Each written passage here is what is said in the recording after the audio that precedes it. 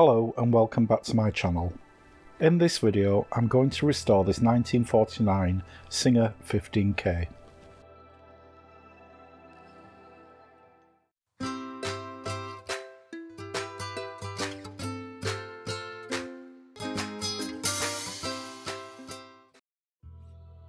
This vintage sewing machine has been stored folded into its treadle table in a garage for many years, and as you can see it's caked in years of dust, oil, and has got quite a bit of surface rust.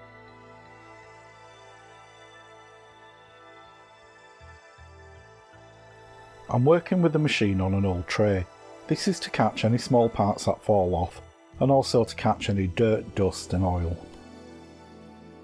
The machine has an aftermarket light fitting on it with a damaged cable, and I'm going to remove this and I probably won't put it back on. I'm just unscrewing the side plate and removing that. As you can see, it's very dirty. I'm placing all the parts I take off in plastic containers. This is so I don't lose anything, and it keeps all the relevant parts together. The bracket for the light is screwed on beneath the plate I've just removed, and they're quite fiddly to get to. And for some reason, I've decided to work left-handed. I'm not left-handed. You only need a couple of flat screwdrivers for all the screws on this machine. Make sure you use good quality screwdrivers that properly fit each screw to avoid damaging the screw heads. And make sure that you keep the screws safe. Singer made their own screws using their own thread, and it's unlikely you'll find another screw to fit.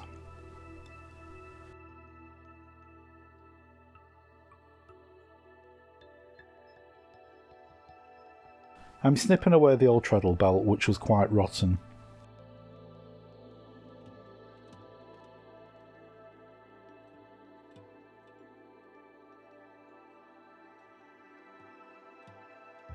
I'm taking off the bobbin cover and trying to take out the bobbin case, but this machine is completely seized up with the needle in the down position.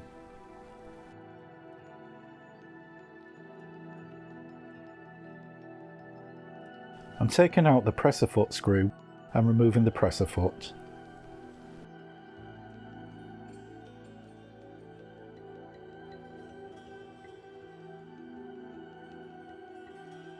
The needle is completely jammed too, so I remove the needle clamp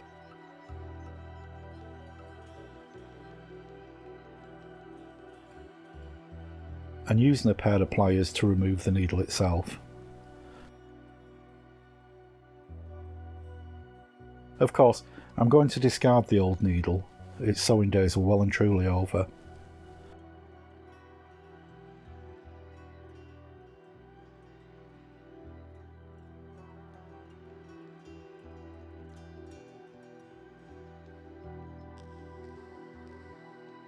Now I finally managed to get the bobbin case out.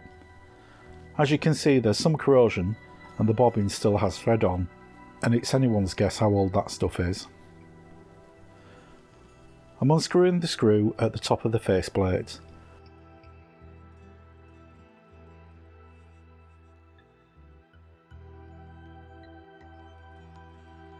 The faceplate is gummed on with old oil and needs a couple of taps with a screwdriver to release it.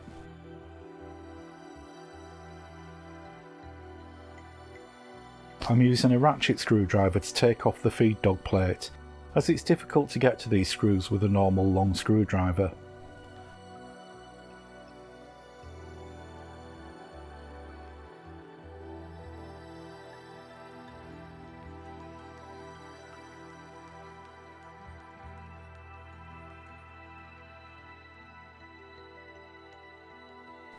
Again, I'm making sure I'm putting all the screws and bits and pieces together in a container. It's a good idea to use several different containers for different parts of the machines, so when it comes to putting it back together, you've got the right screws to go with the right parts.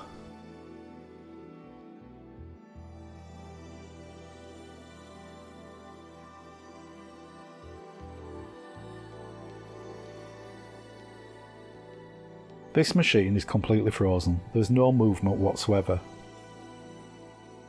You can see how dirty and corroded the feed dogs are here. Next, I'm removing the bobbin winder tension disc, which is just held on by a small screw towards the rear of the machine bed.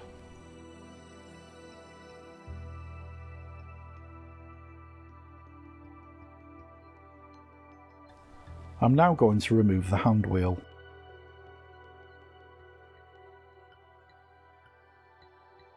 There's a little grub screw in the stop motion knob. If you unscrew this most of the way, you should be able to unscrew the stop motion knob all the way off.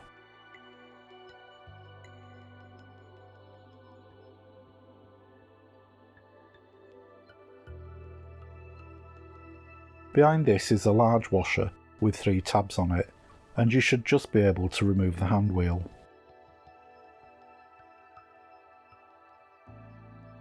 On this machine there's 2 screws holding the belt guard on, and the belt guard holds the bobbin winding mechanism.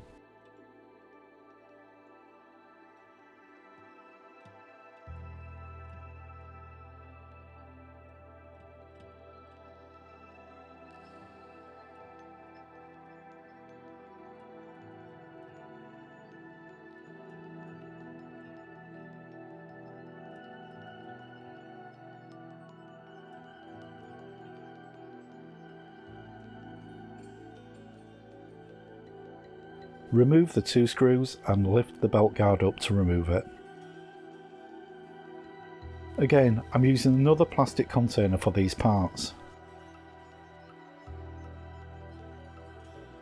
I'm using a soft brush to loosen all the dust and dirt, and a vacuum cleaner to remove it.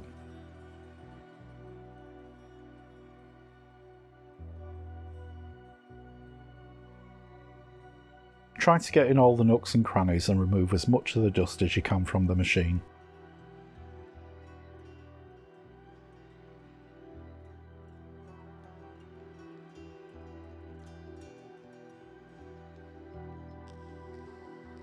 When the top has been cleaned, turn your attention to the underside, and again use a soft brush and the vacuum cleaner to remove all the lint, dirt and dust.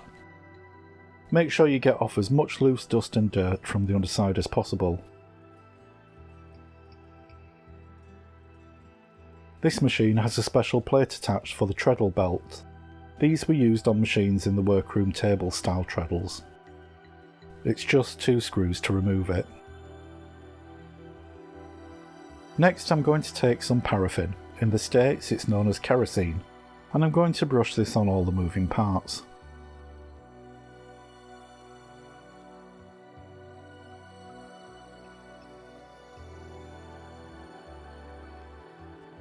This acts as a degreaser and will soften all sewing machine oil and grease.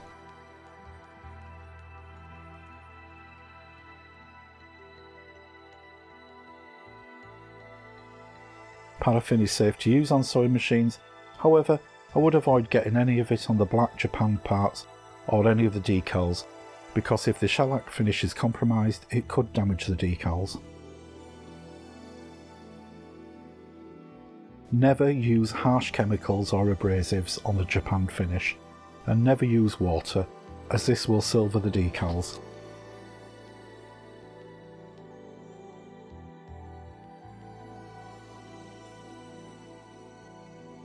You can be quite liberal with the application of paraffin, as it really will help free up the machine and remove all the gunk.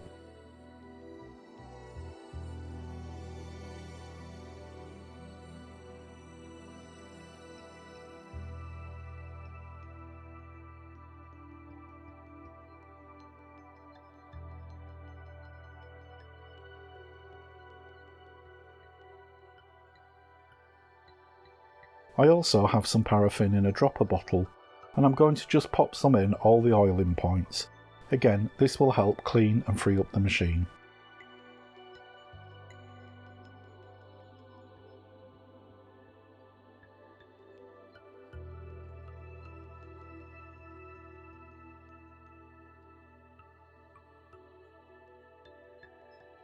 Wipe up any drips straight away with a paper towel. As this is very dirty, I'm going to clean the black Japan body with some suave.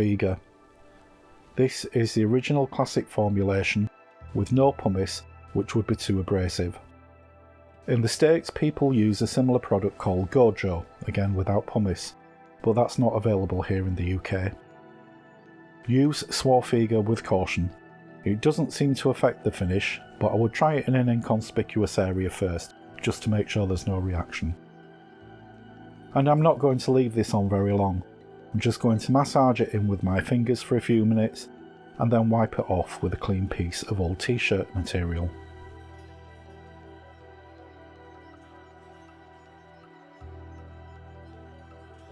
Suave has great degreasing properties, and you'll be amazed at how it brings up this dirty old machine.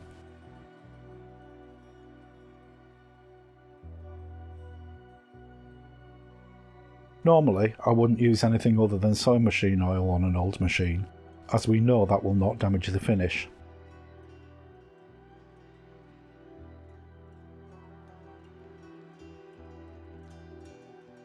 If your machine is as dirty as this, please don't be tempted to use water, dish soap, kitchen or bathroom cleaners, anything of the kind. That will just destroy the decals, and what we want to do is preserve as much of the original finish as possible. So I've left the suave on just for a few minutes to do its thing, and I'm going to take a piece of old t-shirt to wipe it off, and you can see how much dirt's coming off it.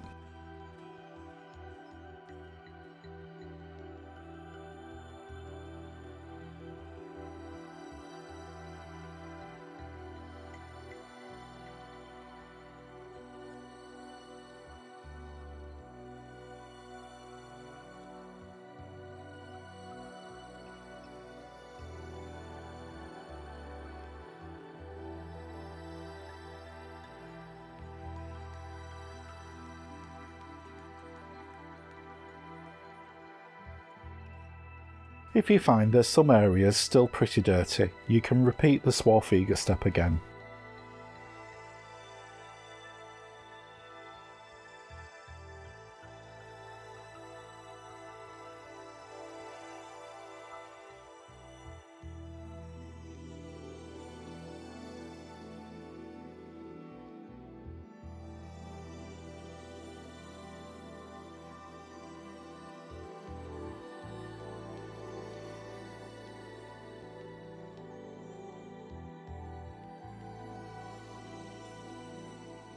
Next, I'm going to take some cotton wool pads and I'm going to cover the whole machine with sewing machine oil.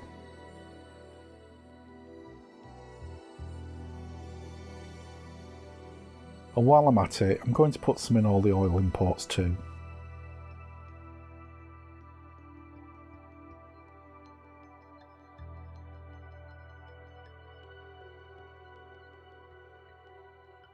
Sewing machine oil does have some cleaning properties and may bring even more dirt off the surface.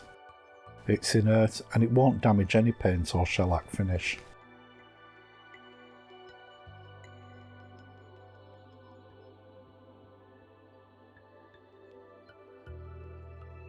It will also help free up the jammed mechanical parts.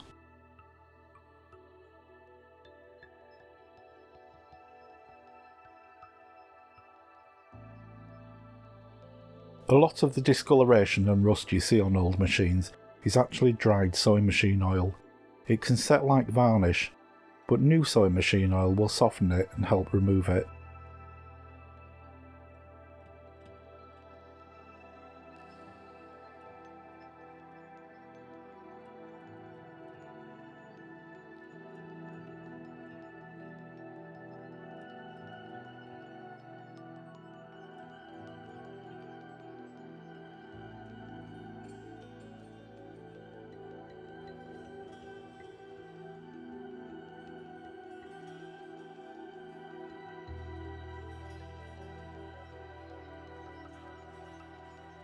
I'm also going to put oil everywhere on the parts that move.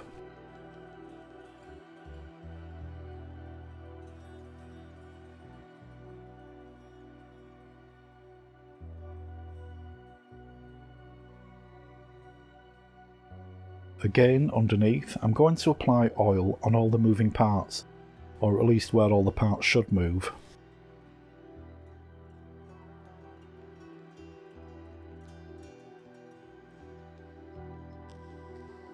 I'm not worried about putting too much oil on. This machine's going to stand for a few days, and any excess oil will drip off into the tray below.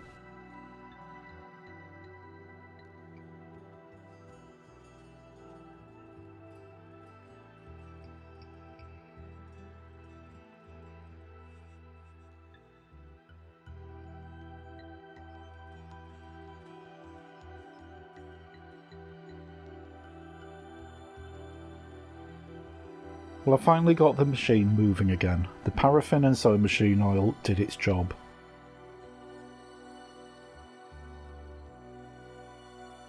The presser bar is still stuck, so using a pair of mole grips, cushioned with a piece of leather to prevent any damage, I'm gently twisting the presser bar pressure screw.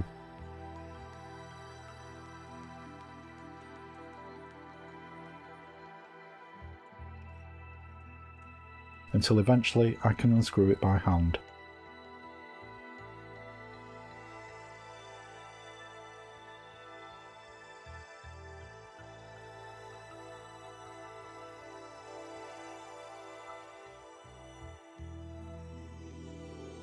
I'm lifting out the presser bar spring, being careful not to lose the washer that's at the top.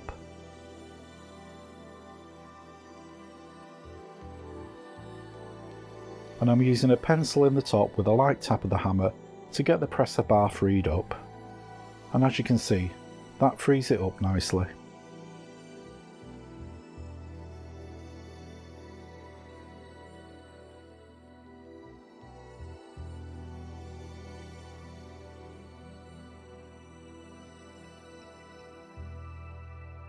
At the bottom of the bar is the thread cutter, and this should just twist off, but beware, it is sharp.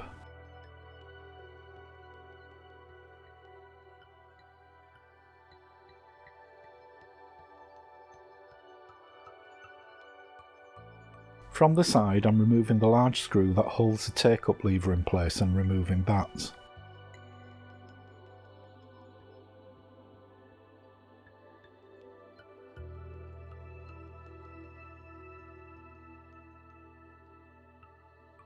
There's also a small grub screw in the side that holds the presser foot lift lever in place, and I'm going to remove that too.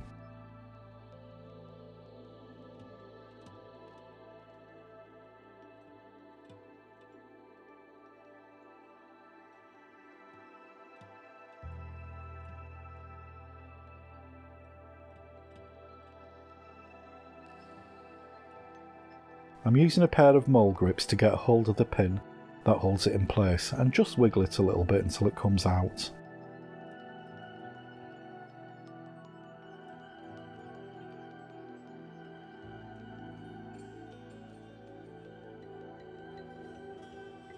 And I'm going to pop the grub screw back in place just so I don't lose it.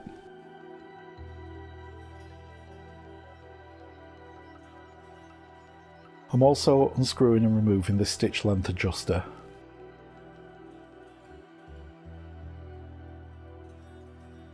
Now I'm going to clean up the bobbin winder.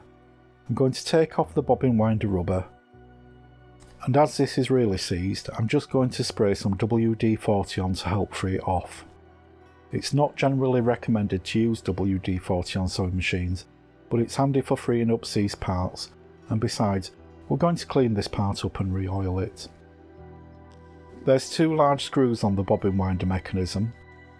The first one holds the bobbin winder shut-off lever, and the other the winder itself.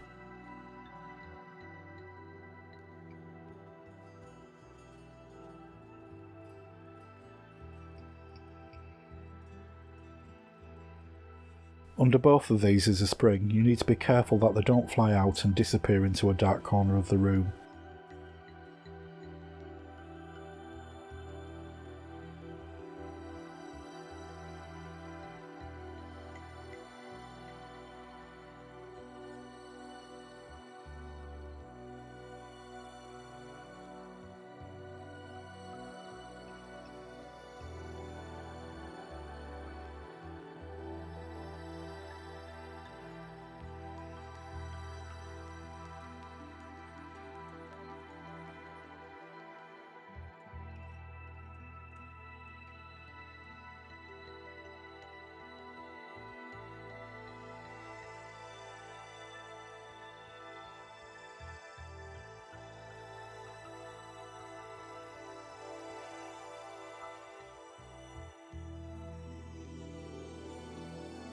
Again, I'm going to use suave on the belt guard to clean off a lot of the grease and dirt.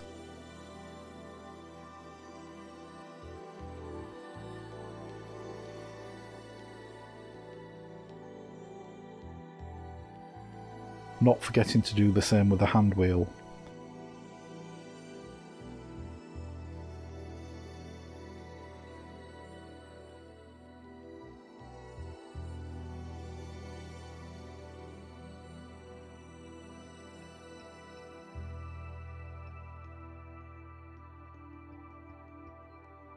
Again, using a piece of old t-shirt material, I'm going to wipe off the suave.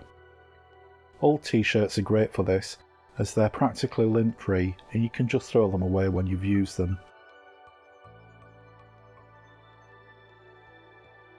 So the metal pieces I've taken off the head, I'm going to brush down with paraffin to dissolve most of the dirt and grease and leave them for a while to soak.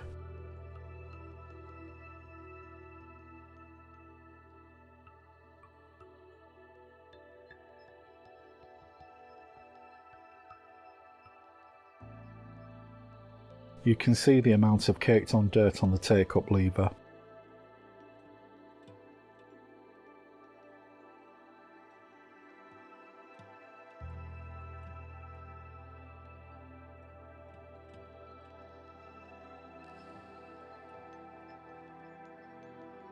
Next, I'm going to disassemble the tension assembly.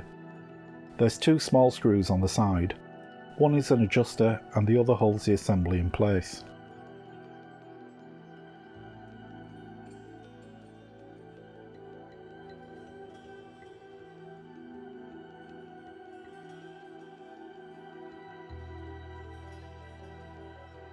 It's really important that the tension assembly is perfectly clean to achieve proper tension control. Again, I'm keeping all these together in their own plastic container.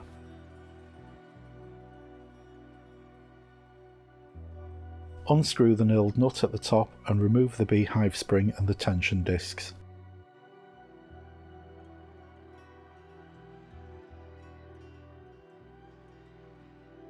You can see the thread spring here. We need to pull out the threaded portion, which is a push fit on this machine. But it's a little stuck, so I'm using a screwdriver to loosen it and twist it out.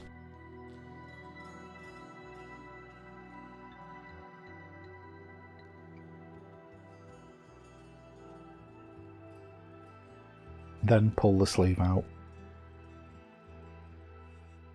As you can see, this is caked in grease. I'm using a product called Pink Stuff, and I wouldn't normally recommend this for use on vintage sewing machines as it's quite abrasive, but because there's so much dried on oil and grease on the bright work, I really think it's going to be the only way to get them cleaned quickly. It shouldn't do too much damage to this chrome surface.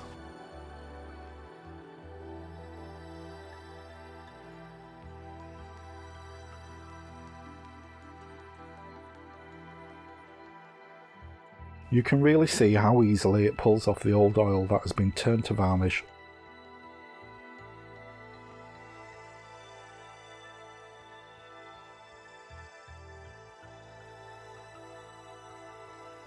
I'm going to use this method on all the chrome pieces. Pink Stuff is available at most supermarkets and it's less than £1 a tub.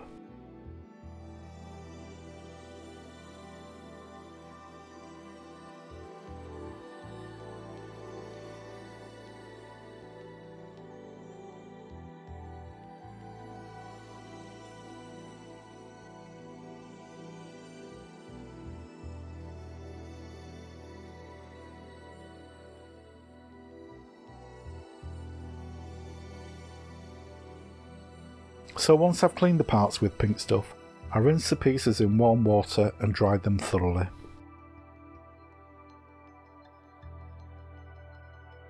I'm going to use Autosol metal polish to give them back their shine.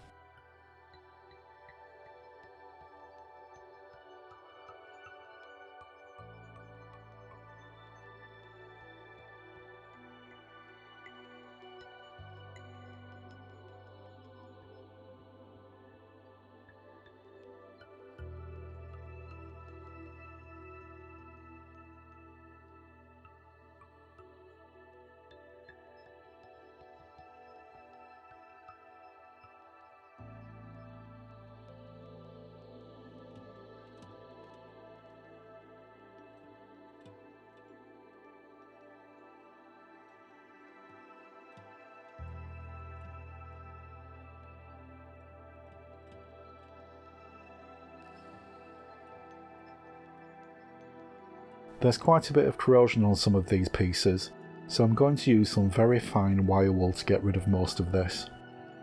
Get the finest steel wool you can, ideally 0000 grade. This is a really time-consuming process, and it's one of those jobs you can do whilst watching TV. And you can buff it up with a piece of old t-shirt material.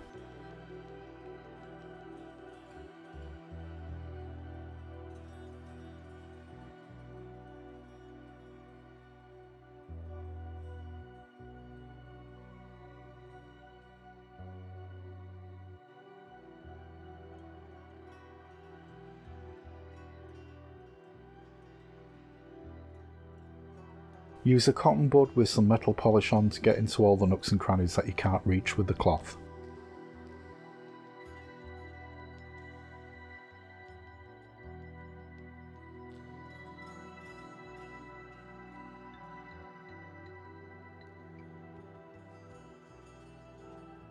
I'm also going to remove the feed dogs and give them a clean. Again, I'm using the ratchet screwdriver. I'm sorry about my hands getting in the way.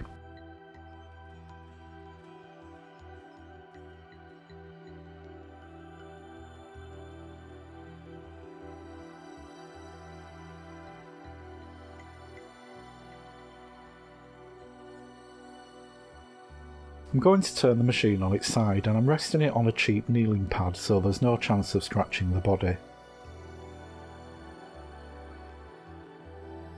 I'm going to take the bobbin case assembly out, and there's just 2 screws on the front.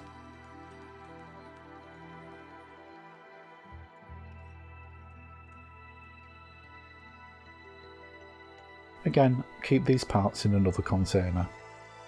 There's a clip on the back that has a centre screw that holds the actual bobbin case in place.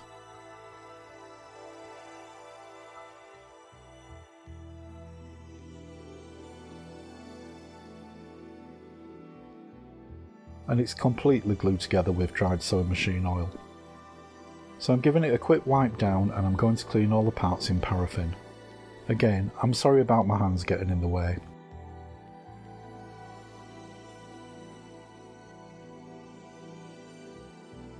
I also need to clean up the presser foot bar and the needle bar, and the easiest way to get to these without removing them completely is to use a strip of t-shirt material with the metal polish.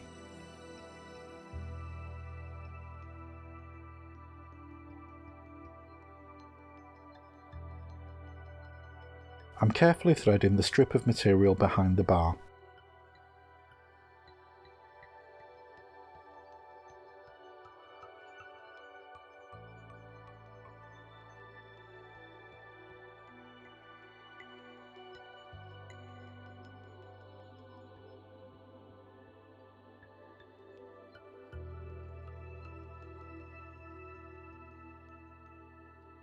Please join me in my next video, where I'll be reassembling the machine and attempting to get it to make a stitch again. I hope you've enjoyed this video and found it useful. If you have, please give it a like. And if you haven't already, please subscribe and hit the bell icon to be notified of all my future videos. Thanks for watching.